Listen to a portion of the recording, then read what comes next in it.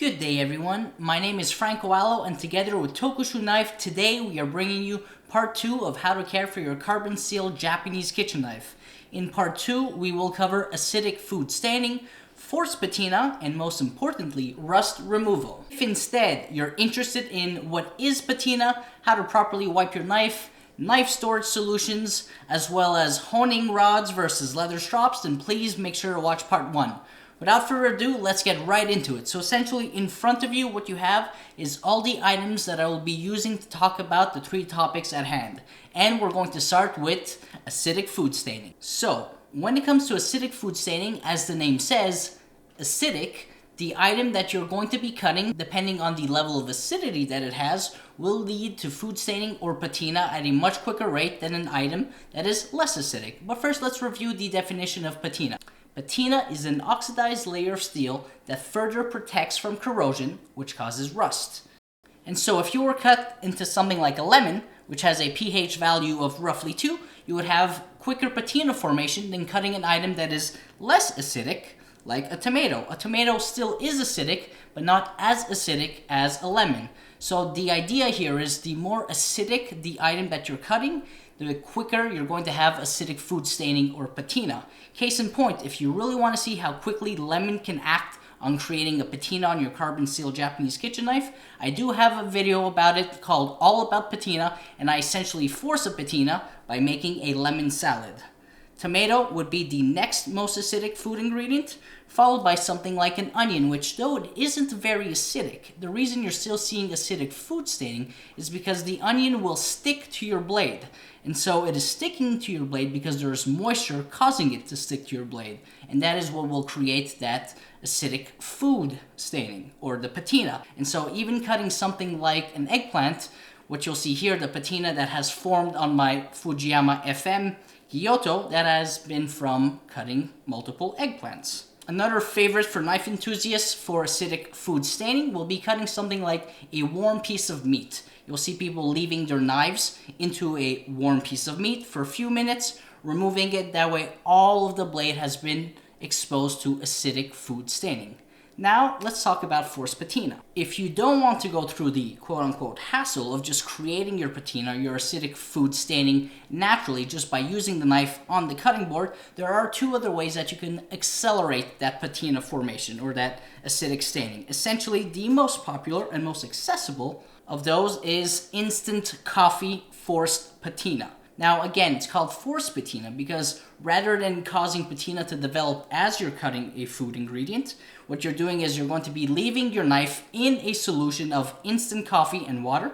There's always has to be water involved because that's what leads to oxidation.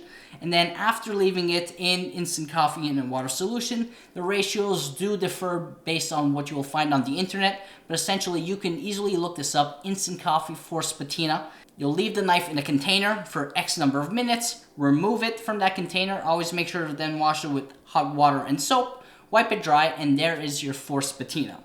Make sure that when you do leave the knife in a container, something to think about is you may damage the tip if you don't have something at the bottom of this container to ensure that the tip does not get damaged. And so something like a sponge at the bottom of the container with your instant coffee and water solution will ensure that you don't chip the tip. Now something that's a bit more for advanced users, and I don't recommend this unless you are an advanced user, but you can also force patina with something like ferric chloride, a highly acidic solution. More acidic than lemon, which has a pH of 2. Now this stuff is corrosive, which is why it's in the bag, and when you use it you want to make sure to have gloves and safety goggles, so I'm not going to cover this, but just know that this is another way of forcing patina with ferric chloride. And in fact, I do have a video of this as well where I force patina using ferric chloride on my Saji Rainbow Damascus Bunka. Lastly, while we're on the topic of force patina, acidic food staining, what could happen is if you make that go a little bit too far and don't pay attention, you might get rust. So let's take a look at 3 solutions for rust control or rust removal. Now, one of the most popular methods that you'll hear a lot about in knife forums is going to be something as inexpensive as just getting a pair of rust erasers from Amazon. Now, in all these solutions, you'll always require using a little bit of water. So even with the rust eraser, you'll want to make sure that you're putting a bit of water on the area that is affected. Try to really avoid scrubbing on the kurochi or some other sensitive part of the blade that doesn't have any rust, because it is abrasive and could wear away at that finish. And so rust eraser is one of the most inexpensive ways. If your rust is a little bit more out of control than just being surface rust and you really want to give it a good scrub, then maybe a rust eraser might not be your best bet. Another popular method of rust removal is going to be using what I don't have in front of me, but I'll put a picture up on screen, Barkeeper's Friend and a magic eraser.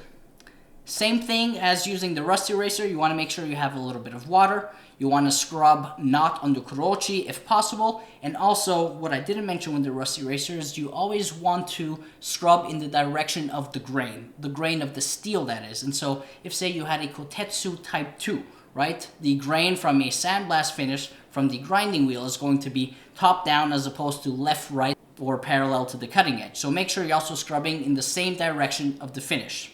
So Barkeeper's Friend and Magic Eraser is another great rust control solution. And finally, probably my favorite, because it is an at-home remedy. It involves 2 items that people readily have at home, and it is my favorite because it's essentially what I do. A little bit same thing as Barkeeper's Friend. If this is just rust that can still be controlled, it's surface rust, it's not corrosion yet, then I actually like to use baking soda and a potato. Now you're wondering, potato, what would I do with a potato? Well, funny enough, the potato is what you're going to be using as your sponge. So use a knife, cut it in half, then you'll use the flesh side with a bit of baking soda on the affected area where there's rust. Put a drop of water and then use the potato flesh side down to scrub again, same side as the grain, avoiding the kurochi, and this will be a great at-home rust removal remedy. So I hope you learned a lot. We took a look at acidic food staining, forced patina techniques, as well as rust removal. All of these techniques we can dive in a little bit further, but the goal is to try to teach you the basics so that you can better maintain your carbon steel Japanese kitchen knives. Thanks so much for watching, and see you next time.